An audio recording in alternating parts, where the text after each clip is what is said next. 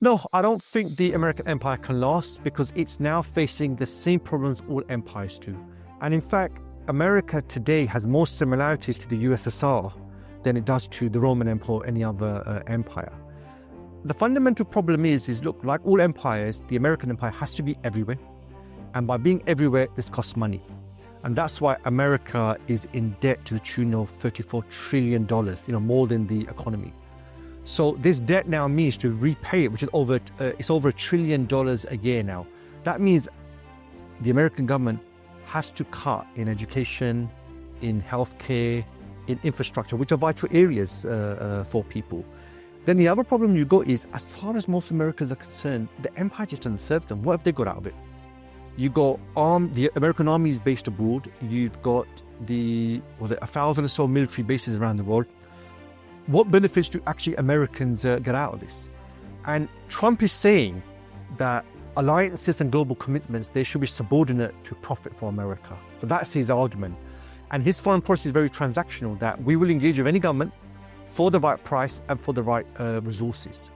So he's trying to deal with this idea of empire, but the problem is that any reduction of America's presence, that would mean you're in decline. And really, this is where the similarities between the USSR and the US are actually really shocking. In 1985, the Communist Party in Soviet Union, it turned to a youngish leader, Mikhail Gorbachev, to navigate through the problems the Soviet Union was facing. In America, the people were facing problems, the political class it represented, they turned to a complete outsider, Donald Trump.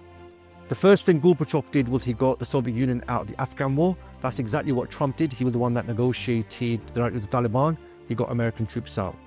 The discussion then between the Communist Party and the Russians was that really, should the Soviet Union have a union, or should it be Russia first? Which is the exact same discussion taking place in America.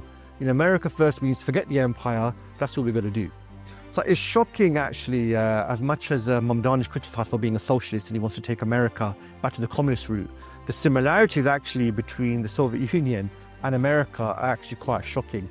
But, this is what happens to every empire. At the end of the day, the empire has a cost.